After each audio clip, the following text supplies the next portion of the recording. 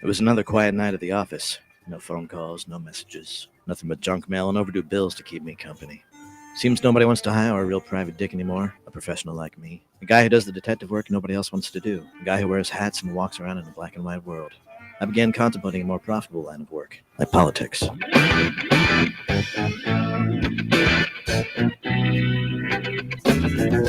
are the show you want to know. It's time to talk to Joe.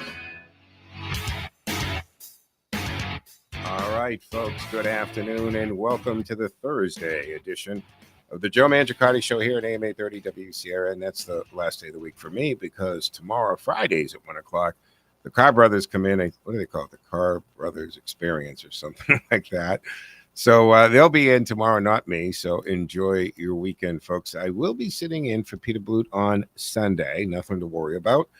Peter's just dealing with some back issues, but he'll be back the following Sunday, the 28th, after Christmas. So I will be in. Jerry Doherty will also join me for an extended period of time on Sunday's Peter Blute Show.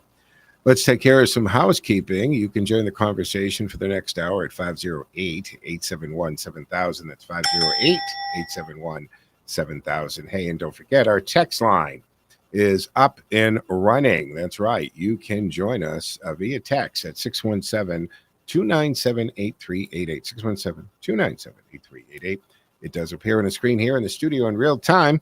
Let me try to work it into the conversation as a broadcast from our palatial but not overly ostentatious studios here in Westboro, Massachusetts. Today, behind the glass, flying the board today. So he'll get you set up and into the studio for two-way talking conversation. And don't forget, guys, we do stream 24/7 to the TuneIn app like thousands of other radio stations do. That means you can take us anywhere. You can tell Alexa to play WCRN, and she'll do that. No questions asked. And this show is actually turned into a podcast, and you can subscribe wherever you get your podcast. I am also streaming live. So if you want to watch and listen to us here in the studio, it's not a big deal, but you can do that just simply on our Facebook page at WCRN, YouTube channel, but my social media, Joe Mangi Show, M-A-N-G-I, and that would be X, Facebook, Twitch TV, LinkedIn profile, and we are streaming live to the Rumble page. So that's housekeeping, plenty of things to keep in mind and plenty of ways to watch and listen. I wanted to mention Gil Gerard passed away this morning. I don't know if you remember him, Ted, Buck Rogers in the 25th Century. It was a remake. I mean, Buck Rogers was years, the 50s or something, right? Then they did the 79 movie and 2 seasons on NBC. He earned his place in the science fiction arena. Passed away in North Georgia with his wife in hospice. I guess he had a very aggressive but quickly moving cancer. He also did a number of cameos over the years. Sure. He was Buck Rogers in the 25th century because I think the original Buck Rogers in the 20th century, like when it was out in the, comic books in 30s, 40s, or whatever it was, there's a 20th century seems so far away. And in 1979, he took off, suspended animation, something, came back to Earth or came out of it 500 years later. And it was Buck Rogers in the 25th My century. favorite was the sound effects. Most of the sound effects in the first film were guys pressing their face up against the microphone going. I don't remember. I was too young, I think, to remember how the sound effects were. But I was at that age, you still was into Star Trek. And Star Wars was just coming on the scene, right, in those days. But Star Trek was in reruns at that point. They went off the air in 1969 and then got this cult following, and I guess they're doing another one in the most recent reboot of the franchise. But you had Buck Rogers certainly went on the air. Space 1999, Lost in Space. And Star Trek and Lost in Space exists because of Lucille Ball. That's right. Lucille Ball, Desilu Productions. She was very much into those shows and into science fiction, and she greenlit Star Trek. The first pilot did not get picked up. And so she greenlit the second pilot, and they picked it up. And, that's why Trekkies love Lucille Ball. You'll see renderings of Lucille Ball in a Starfleet uniform all the time. But she was also behind Lost in Space, June Lockhart. I think we lost June Lockhart recently, too. Danger. So danger, Will Robinson. Yeah. All right, let's take care of some issues going on here.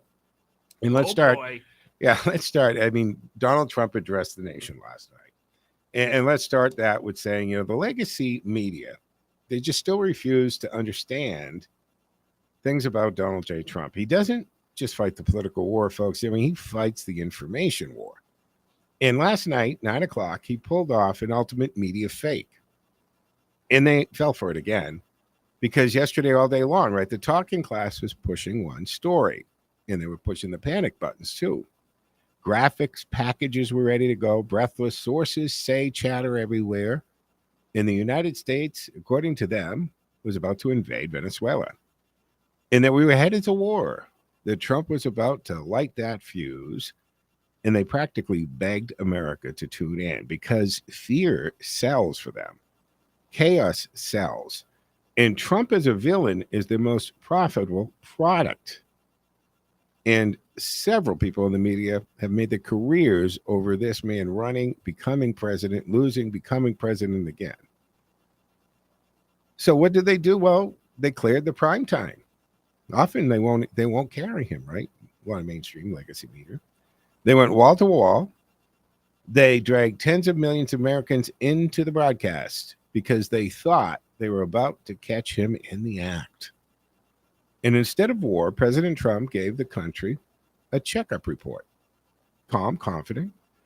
America first, of course. In front of Christmas decorations, no less. That alone told you the tone. Not hysteria, not theatrics, but results. This is what makes the moment delicious, guys. The media did his distribution for him. They tried to set the trap, and instead they became the delivery system for his message. And the panic narrative collapsed in real time before your eyes. And let's talk about the substance, because the substance is what they hate the most. Trump inherited a country in freefall. High inflation, high prices, high gas, a border situation that wasn't just a policy failure, it was a sovereign failure. Millions coming in without vetting, cartels expanding their footprint, human trafficking, sex trafficking, and the kind of crime, the spikes there, that you get when government signals that the rules don't matter and enforcement is optional. That was the trajectory. That was the new normal. They were trying to sell you. And here we are, less than a year into Trump being back in the Oval, and the direction has changed.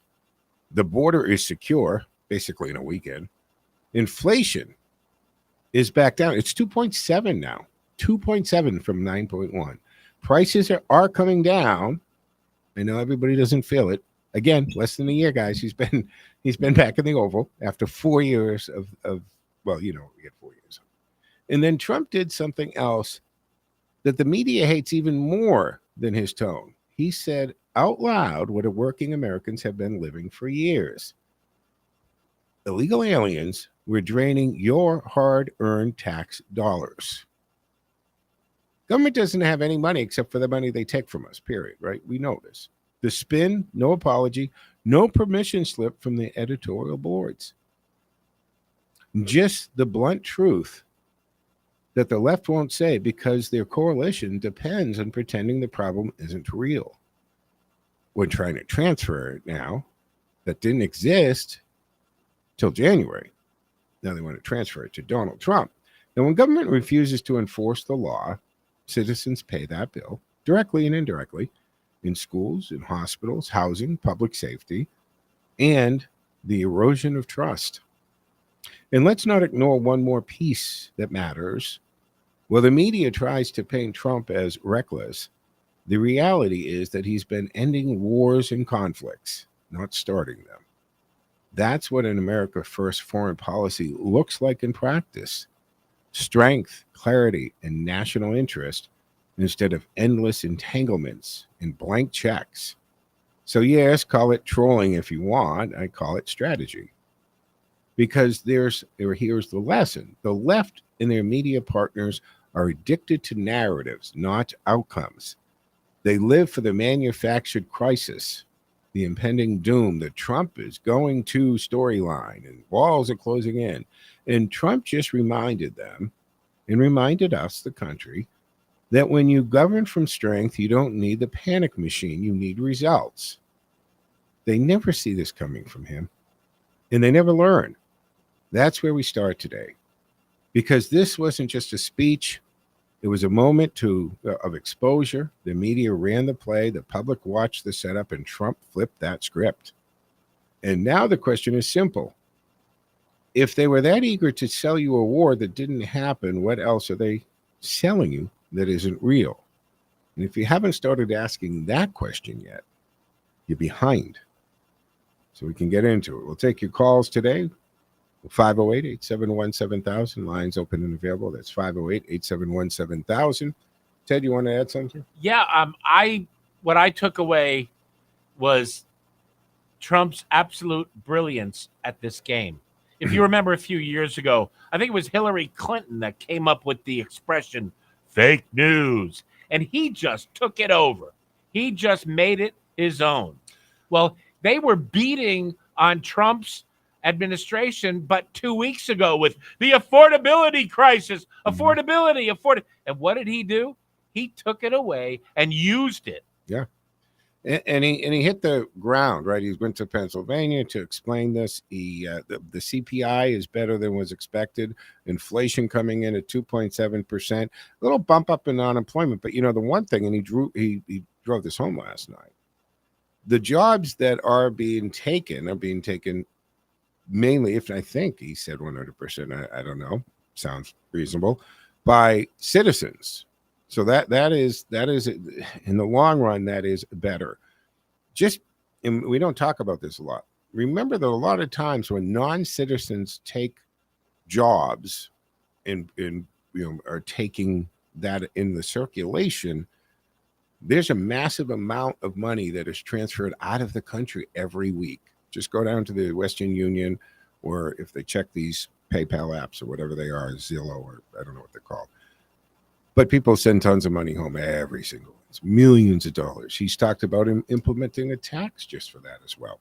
But folks, we have to take the first break here on the Thursday edition of the Joe Mangiacotti Show on AM 830 WCRN, 508-871-7000 to join the conversation. Lines open and available. We're streaming, so join us if you'd like to watch and listen there as well. 508-871-7000. We'll be back in 2 minutes and 2 seconds, folks. Stick with us.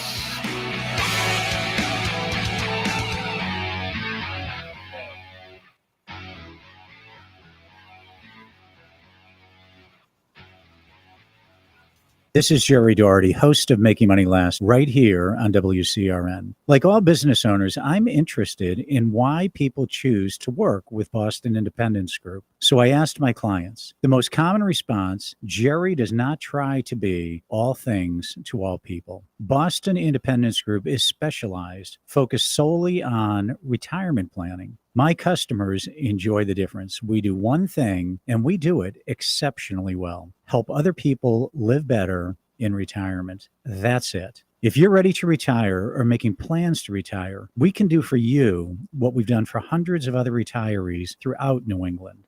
Live better in retirement. Just give me a call. I'll show you how. My toll-free number is 877-772-1776. Again, that number is 877-772-1776. And you can visit us on the web at bostonindependencegroup.com. bostonindependencegroup.com. Are you tired of the Orwellian speech, the hypocrisy rampant throughout government and within the Beltway? I'm reminding you talk radio is the immune system to the partisan bias, political rhetoric attacking us on a daily basis. Get inoculated. Tune in to Joe Mangiacotti on WCRN 830 AM, where common sense meets common ground. Joe is the conservative voice with a twist, blending a constitutionalist respect for our founding principles with a libertarian's drive for freedom. He's got a unique style that's half constitutionalist, half common sense, and all about empowering you. Just listen to his callers. Joe, I have to tell you first, I've listened to you a couple of times on your own show here, and I have to tell you, I enjoy listening to you. You have some really good, intelligent, cogent thoughts rather than just the constant monologue of conservative talk that sometimes we get wound up in. Joe's even tempered intelligent approach cuts through the clutter and dives into the issues that matter to you. Join Joe Mangiacotti for Common Sense Conversation for the Common Sense Citizen and discover how logic, truth, and a calm voice can change minds, even those who might disagree at first. It's not just talk, it's a movement. Catch Joe Mangiacotti, WCRN 8:30 a.m. All right, folks, welcome back. Here, a second segment on the Thursday edition of the Joe Mangiacotti Show, reminding you we are streaming on Facebook and Twitter and X, I should say, is Twitter. Still slip that. Twitch TV, LinkedIn profile, and Rumble, as well as the station's YouTube channel. Many ways to watch and listen. 508-871-7000 to join the conversation. 508-871-7000. Don't forget 617-297-8388. Yeah, good for texter 873. 100% of job creation is non-government positions. And Ted and I were talking about this in the break. So it is 100%.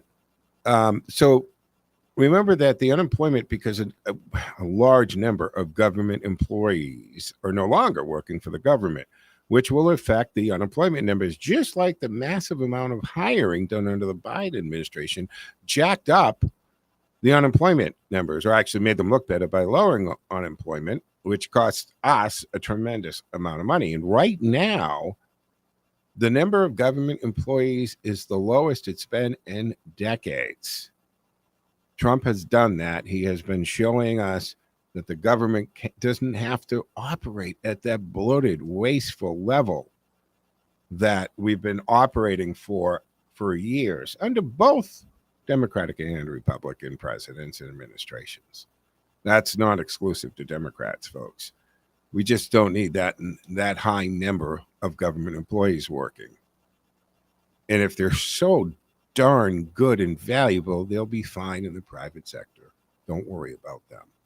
508-871-7000, lines open, available. Let me go to Mark, who's waiting patiently on the phone. Hey, Mark, what say you? Yeah, I'm looking at this, I hate to say it, clown show that's going on now for 4 days. This Brown University. Holy mackerel. Anyways, I can't believe it. And I've never been a cop, and I can't believe, holy mackerel, how incompetent these people appear to be. Do you remember are you a movie buff at all? I do enjoy them, yes, quite a bit. You do enjoy them. That means yes, right? Yes. Yeah. Okay. So anyways, do you remember a movie in 1998? It's prior to the millennium, okay? Mm-hmm. 1998 with Will Smith in it, and it had John Voight, I believe, and Gene Hackman. Remember that movie? Enemy of the State. Oh, Enemy of the State, sure, absolutely. Will Smith was the main character. All right. About surveillance. The point I'm trying to make is that myself, when I saw that movie initially, the first time, I said, I knew that there were cameras around, but I had no idea the extent to which the surveillance state was in place, which the producers of that movie who put the money up for that film, they wanted the American people to know that. And that was 28 years ago. Yeah.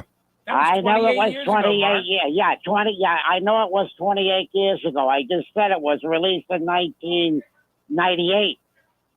So, anyways, yeah. To go back to what you just said, is that I'm thinking to myself, this stuff was blowing my mind. Mm-hmm. What I saw in that film, the sophistication and the level of this internet, this matrix.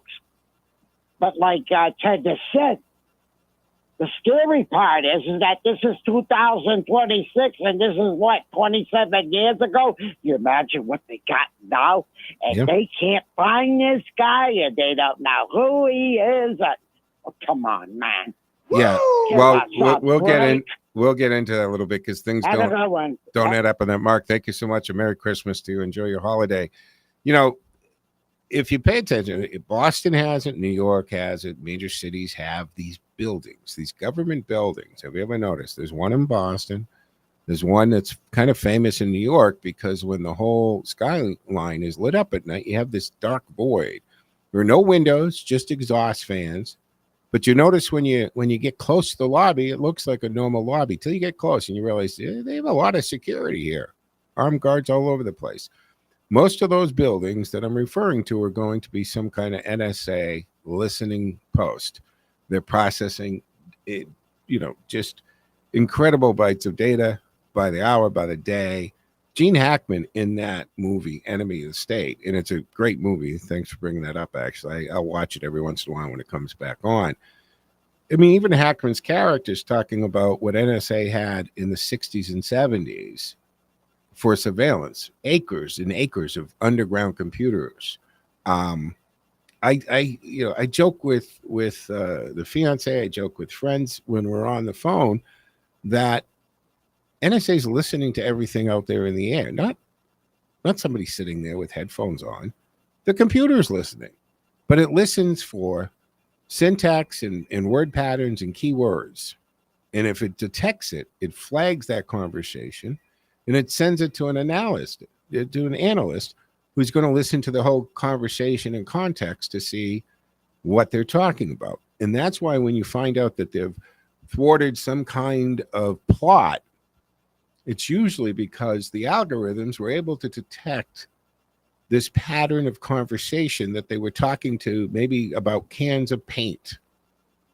You got to get some cans of paint down to that job site. Hey, they're talking about drugs, or they're talking about people, and the computer actually can say, this doesn't make sense, goes to an analyst who then starts to pull everything connected to those numbers or those IP addresses. And they go, wait a minute, this sounds like cell chatter. And we hear that term all the time. Chatter has been up. There's been a lot of chatter about something. Well, where do you think that's coming from? So, yeah, almost 30 years ago, that movie was made. And it's absolutely would blow your mind what they can be done today. I'm talking about, just decades ago, a buddy of mine was the pilot for an Orion P-3. Now, the Orion P-3 is billed as an anti-submarine. It's a Navy ship, and he was a Navy aviator. He was the navigator. And the Orion P-3, although that's what it's billed at, or is billed as, and I got an opportunity to see one. He landed at Otis temporarily in Massachusetts once, and I got to go down to see it. And I was only allowed to look in the door. You could not get on it. There were armed military police with M16s standing around it. And that Orion P-3, and this is 40 years ago, he told me, look, drug trafficking, everything coming in the United States, we can seal our country in an instant that a fly wouldn't be able to cross the border without permission. So we had the ability for decades to stop all drugs from coming in. Why don't we do it? It would send the country into a tizzy. Imagine what the cost of cocaine would be in 3 days, then 2 weeks. It would be chaos. But he pointed this out, and he said, this thing can fly 30,000 feet, 30 miles outside of Boston, and listen to a phone conversation in the Prudential Tower if it wanted to. And that was 4+ decades ago.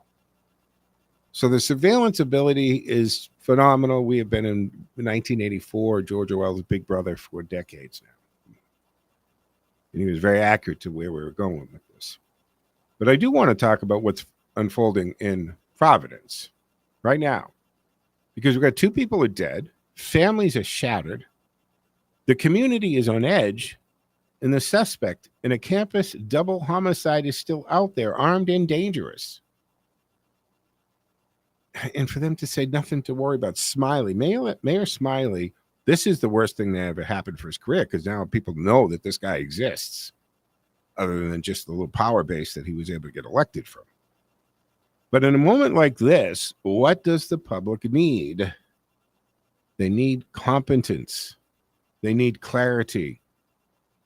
They need leadership that can explain in plain English.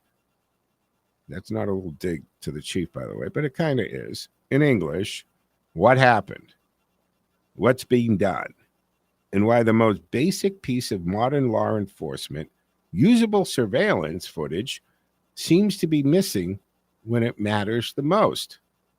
Ted, you wanted to jump? When these officials get on camera and present uncertainty, it just destroys their position. And they have to offer certainty to the public. And confidence. At least. And instead, we're getting press conferences that don't instill that confidence, right? Answers that sound like they're coming from people who don't even know what the fundamentals of public safety are. And the fact that, and we'll get into it if I have time, the police, the chief of the Brown police, unbelievable. He had to leave his last job in Utah because he didn't have the credentials. But Brown says, oh, but we'll take him. And even that chief, Rivera, when Smiley gave him that job, it was already known that his nephew was sentenced to, I think it's 22 years for the largest fentanyl trafficking ring in Rhode Island. So you hire a guy to be chief whose family is compromised in the drug trafficking business. Anyway, I'm not saying that the sins transfer, but it probably deserved a little more scrutiny than that. Well, Joe, I mean, that's the kind of guy you can control. Someone can control him. Maybe not the mayor, though. And now we learn something else that should make every parent and taxpayer pay attention. Brown's campus safety leadership is under new scrutiny after reporting that the head of campus safety, this guy Rodney Chapman, left the prior university role amid credential certification controversy. And whether you like the guy or not, it's really not the point. The point is this: in the middle of a manhunt with the whole country watching, Brown University can't afford leaders who look unprepared, unclear, and absent. And this whole surveillance question, because there was ideology and reality collide here, folks. I got into it, I think, yesterday and the day before when they come out about the engineering building. Well, they're part of the building. The original part is the older part of the building, and then we put a new one on 5 years ago. But well, you know what? The house that the president gets to live in as president is 120 years old. It's loaded with security cameras. It's one of the stupidest things I've ever heard. It's an old building, so we don't have security cameras. But we have to take the mid-show break here on the Joe Mangiacotti Show on AM 830 WCRN. Hey, don't forget, we're streaming the show live, so you can do that on social media, Joe Mangi Show, M-A-N-G-I. And we'll be back, after the break here. We'll continue. I still got more about this Brown. What say you? 508-871-7000, 508-871-7000. In our text line at 617-297-8388. Stick with us, folks. We'll be back on the other side. 2 minutes, 2 seconds, and we'll be back.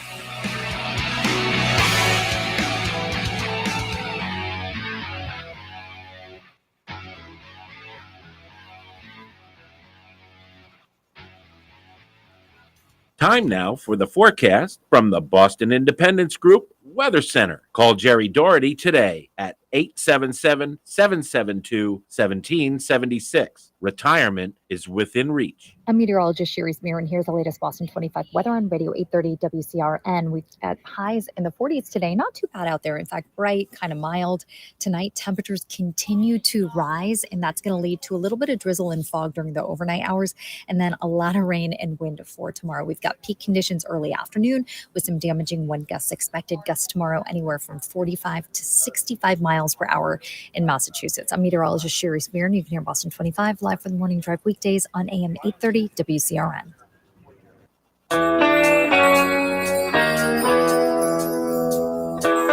More live and local radio is next. Stay tuned to Radio Central 830 WCRN. What if your body already knows how to heal? It just needs the right support to do it. Bioregulatory medicine is a total body and mind approach to health that works with your body, not against it. It's a safe, gentle, drug-free, and proven medical model that supports your natural ability to regulate, adapt, regenerate, and heal without side effects. Whether you're seeking to restore health or prevent illness, bioregulatory medicine offers a smarter path forward. Take control of your health with knowledge. Visit brmi.online home of the Bioregulatory Medicine Institute, a nonprofit global leader offering a powerful free library of trusted resources, articles, podcasts, videos, and more, all at your fingertips. Visit brmi.online. That's brmi.online.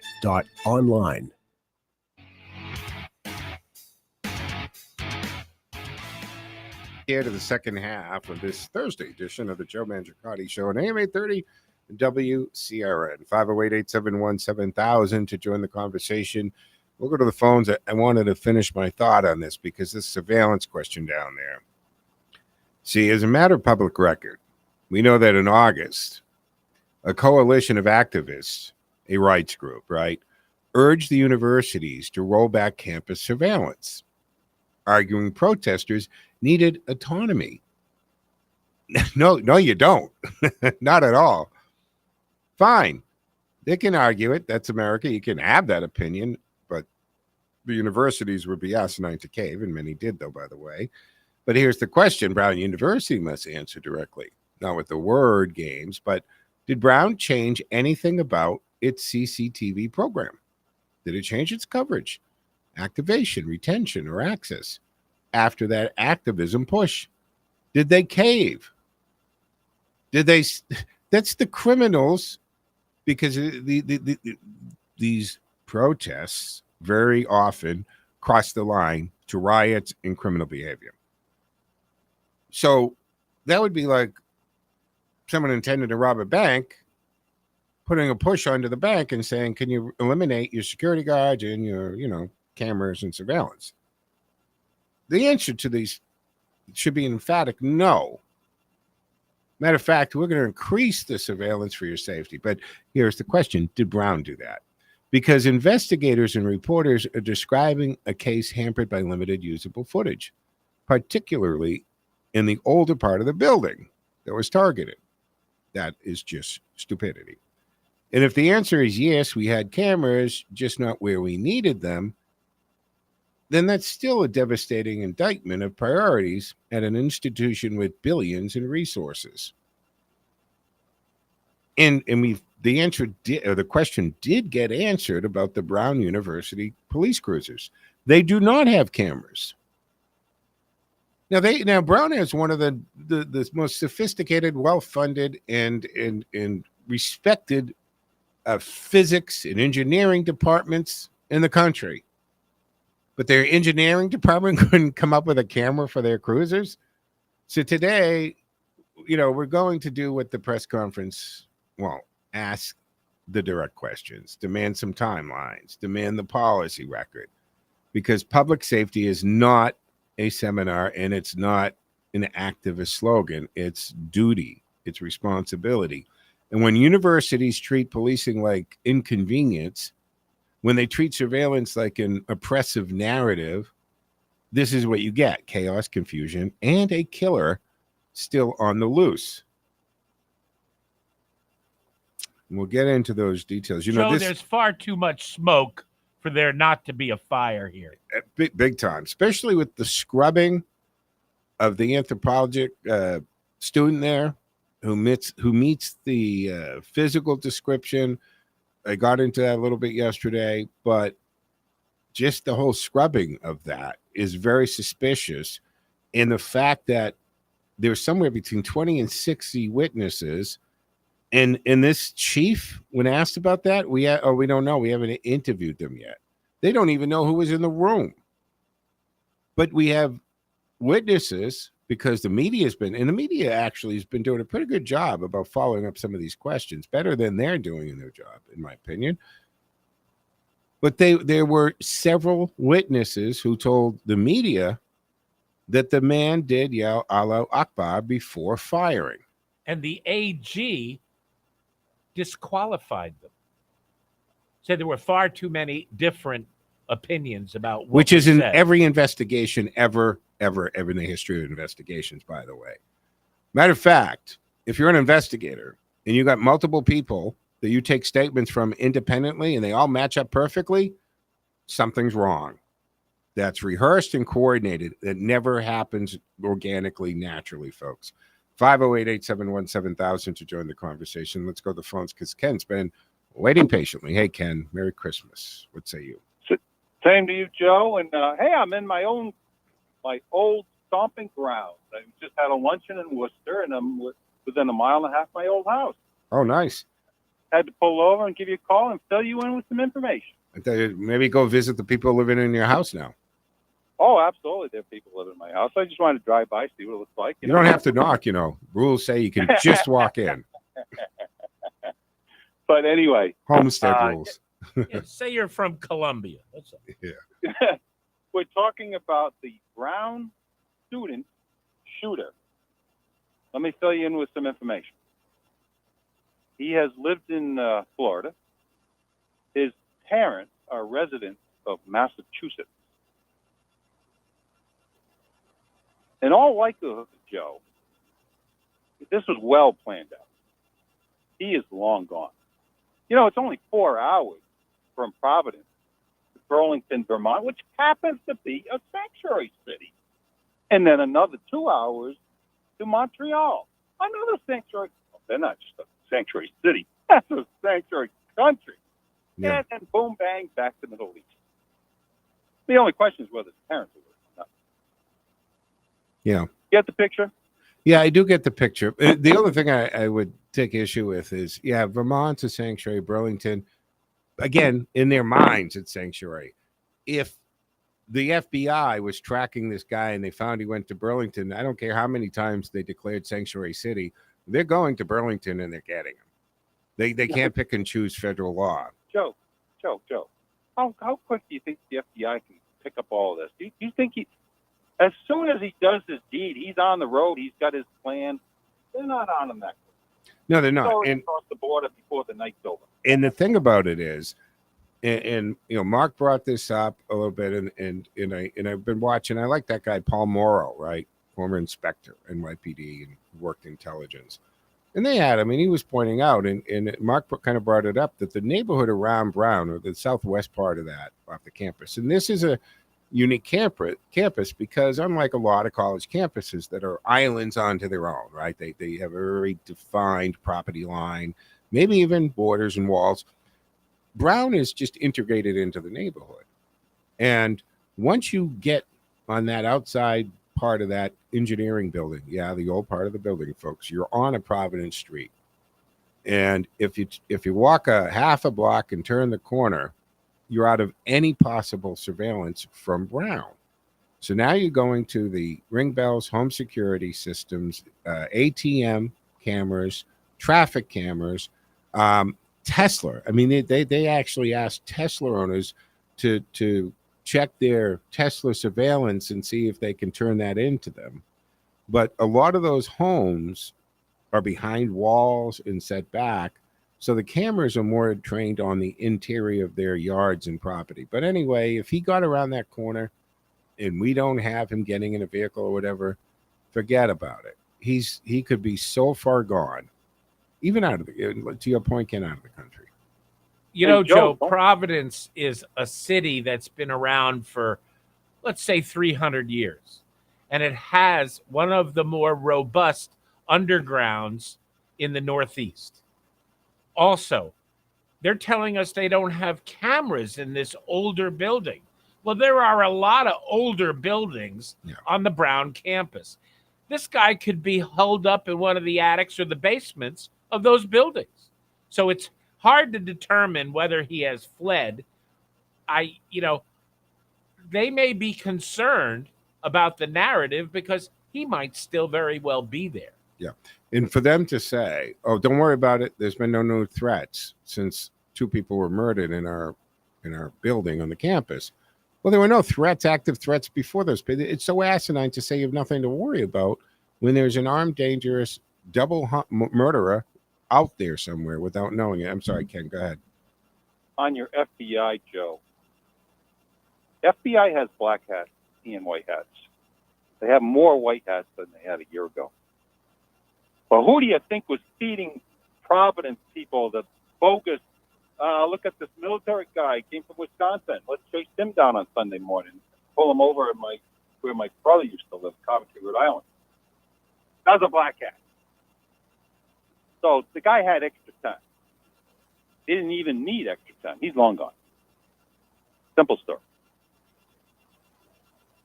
Yeah, I think he's long gone. I think he's in because we don't have, or at least we don't know of any really good footage in picture, facial and so forth. And for all we know, the guy could have had a pillow under that jacket. Is he really that chubby?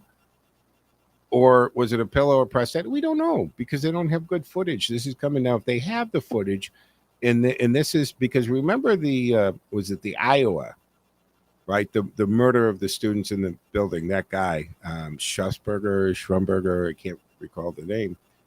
And it took several weeks before they arrested him. And then we found out that pretty much the police out of Iowa, they were kind of, they were playing us. They were pretending that they were confused and they didn't have anything. Well, they were tracking that guy's every movement as he drove it back across the country with his dad.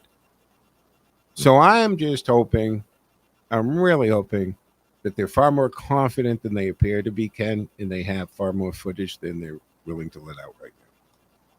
But maybe it's our goal. I doubt it. I think Brown is a safe space for people like this, and there are going to be more of them in the future. This isn't the first Ivy League or prestigious college that this is going to happen because they're going to view this as a success. Let's do it again. Yeah. Well, I think that this president should lose her job. I think that they should get rid of the police chief. The fact that they hired him in the first place is a joke. And I'm really, really wondering about the qualifications of this Colonel Rivera, the Providence police chief. And forget about this Smiley guy. Will somebody run against that guy and get a competent mayor in there?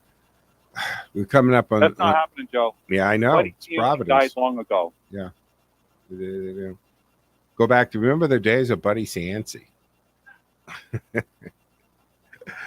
And I'm not suggesting we need a Buddy Cianci, but it was a different Providence back then, guys. We're against the clock. Final thoughts here, Ken? Oh, I'll probably have more to give you next week. Yeah, absolutely. Well, Merry Christmas. Enjoy the long weekend. And don't forget, I'll be sitting in for Peter on Sunday. So, guys, join us on Sunday as well. Keep calling, Ken. Thank you, Ken. All right, folks. I still a couple more things on this, Brown. We have other things we can touch on. Lines are open and available. 508-871-7000, 508-871-7000. But remember, there were 2 people killed and multiple others were wounded. And that's the other thing is kids that age, people that age, they have their cameras out and they record everything. Where is all that video footage?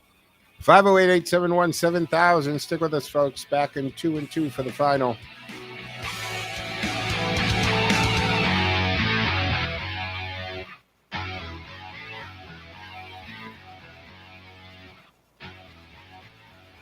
No one cares more about quality and keeping customers happy than Good as Gold coffee service. For over 45 years, Good as Gold has been privileged to be the preferred coffee supplier of some of the area's finest businesses. Isn't it time for you to make Good as Gold your coffee service? Whether you enjoy freshly roasted coffee beans, pre-measured packs, or single cup solutions, Good as Gold coffee has the perfect solution for every size business. Call Good as Gold coffee today at 1-800-322-0439. goodasgold.com.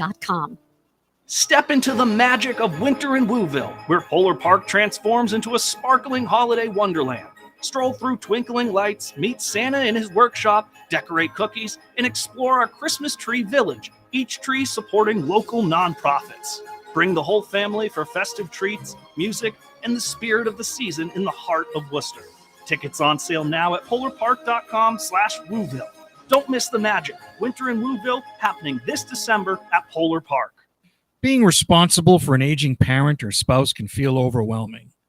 That's why there's Florence, or Floor, the AI companion designed for busy daughters, sons, and spouses who want to support their loved ones. Floor listens, talks, and remembers cherished moments while tackling daily to-dos so you don't have to. It helps with reminders, medication schedules, staying connected, and offers friendly conversation to ease loneliness. With Floor, enjoy fewer worry calls, better sleep, and more peace of mind. Seniors feel supported, connected, and cared for every day. Sign up now for free early access at florenceai.app or email philgeorge@charter.net. Florence, life made easier, connection made stronger.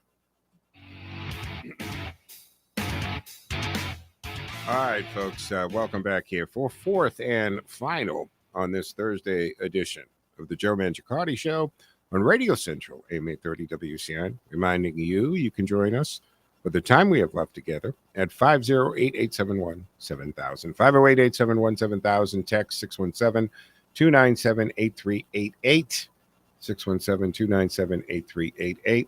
And, of course, tomorrow the Carr Brothers will be in my 1 o'clock slot, but I'll be here for Peter Blue Show at 9 a.m. Jerry Doherty will join me for a while.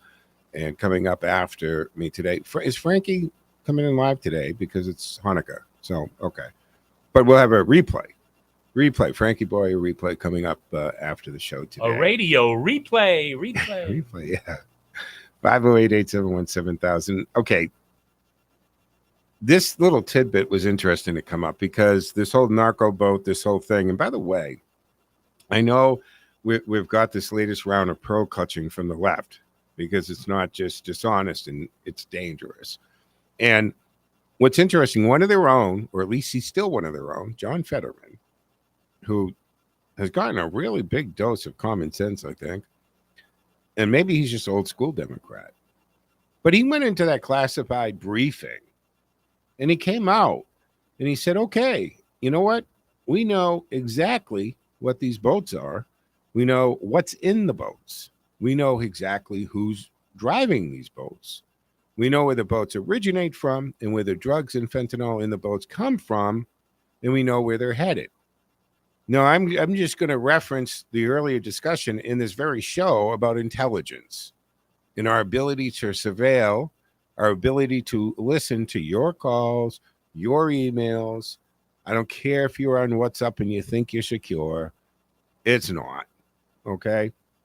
So Trump is being attacked for this ongoing narco boat. The floating poison factories moving drugs that end up in American communities. And yes, killing Americans. And the Democrats are acting like this is some kind of radical, unprecedented, out-of-control move. Well, here's the problem for them. See, the United States has had a very clear, long-standing legal framework to interdict maritime drug trafficking because Congress built it.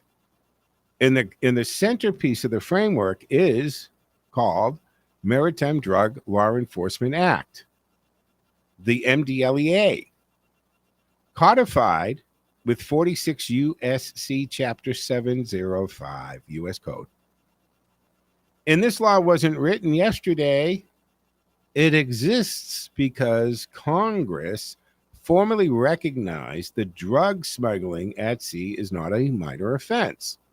It's a direct threat to the security and well-being of the United States of America. And it's not my language, guys. That's Congress's finding in black and white. And the MDLEA is blunt. If you're on a covered vessel trafficking controlled substances, it's illegal, period. It's designated to reach conduct on the high seas. It's designed to reach beyond our territorial waters. It's designed so the smugglers don't get a free pass just because they're operating offshore. Now, I know that the rumor is circulating Chuck Schumer wrote this law. He didn't actually write it. I think it was Gary Stubbs from Massachusetts who actually sponsored this bill, but he signed on it, and the Democrats passed this. So operationally, the Coast Guard has the authority to board, search, seize, and arrest on the high seas under federal law. Again, that's U.S. Code. That's the interdiction mission. That's the enforcement spine, the backbone of this. So when Democrats scream that Trump is going too far, What they're really saying is, we want America's response to cartel logistics to be timid and slow and lawyered to death while Americans keep dying. And that's just not acceptable. If you're moving cartel product on the water, you are not a misunderstood entrepreneur or a fisherman.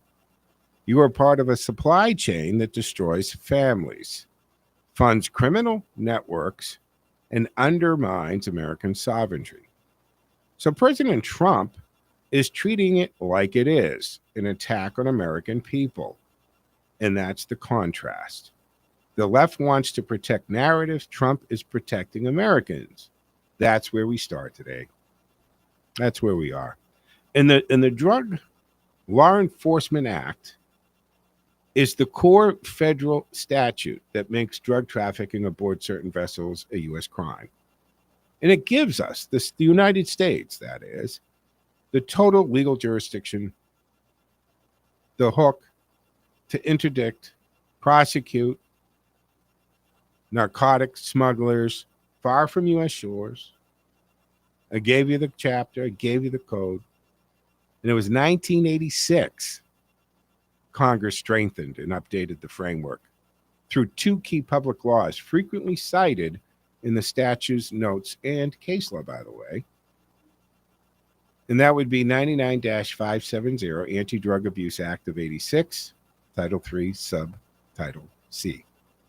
Maritime Drug Enforcement Prosecution Improvement Act of 1986. And also Law 99-640. That's the Coast Guard Authorization Act of 1986, which is widely cited as the enactment amendment point for the MDLEA's 86 form. So we were dealing with this 40 years ago, because 40 years ago, Miami was the coke capital of the United States. They built the entire show Miami Vice off the fact that you had these high-speed cigar boats and stuff just bringing this in. And they went undercover in one of these boats to blend in with the drug cartel. Show me a little friend. So, yeah, I mean, literally this hit show is built on exactly this, and Congress addressed it almost 40 years ago. So MDLEA, that's it.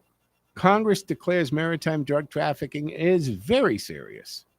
It's an international problem and a specific threat to U.S. security and well-being. And on the, yeah. I was going to say, if I recall, the basis for that legislation is actually in the original design of our Navy when it was developed in Lake Champlain. The fact that we have a Coast Guard isn't just to help sailors. It's there to bird dog these bad actors. Yeah.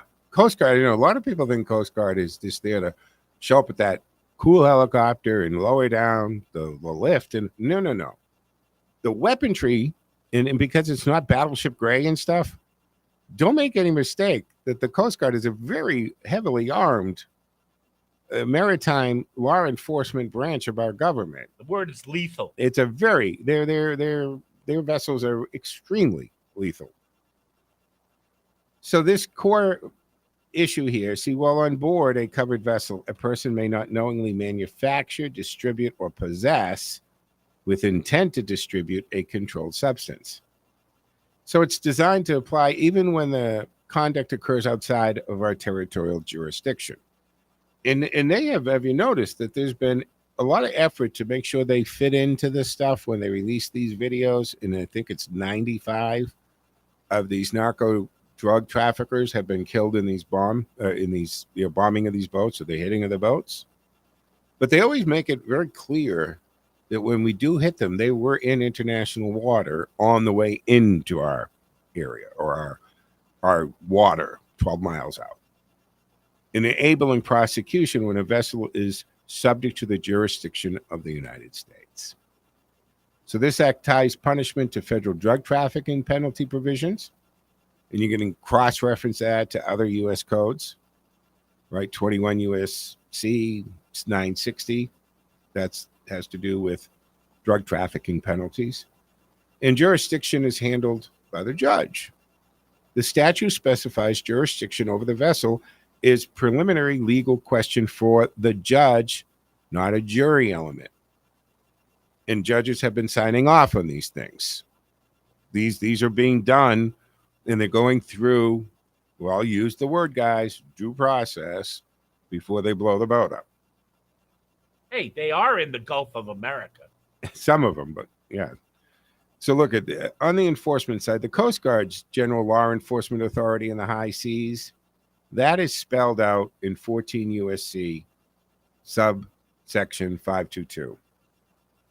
Inquiries, examinations, inspections, searches, seizures, and arrests. In practical terms, that's the statutory backbone for this interdiction mission, that MDLEA is the prosecution jurisdiction backbone on this.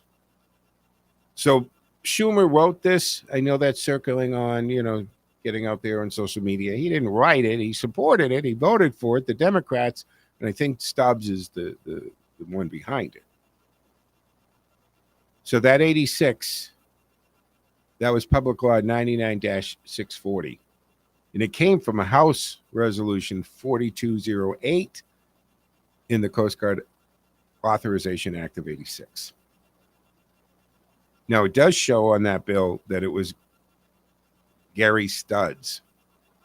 He was, I think, wasn't he our guy? No. Well, Stubbs was our guy, yeah. And separately in 86, the prosecution improvements, that was part of 99-570. All right. So the thing here is the strongest fully supportable framing is not Schumer authored it, but Schumer's party helped build and pass the legal framework. And now Democrats are attacking the very enforcement posture those laws enable. They just did a flip because it's a Trump thing 40 years later. That keeps the punch while staying anchored in what the actual legislative record supports. Crazy, guys. I'm sure Schumer would have taken credit. Schumer. Oh, folks, this is going to wrap up. We're coming to the end of the Thursday edition of the Joe Mangiacotti Show on AM 830 WCRN, Radio Central. I'm Joe Mangiacotti, not back tomorrow because the Carr Brothers will be in at 1 o'clock, but I'll be in Sunday morning, 9 a.m., sitting in for Peter Blute. He'll be back the Sunday after Christmas, folks. So enjoy the rest of your day. Stay tuned for Frankie Boyer here on AM 830 WCRN. Joe out, folks.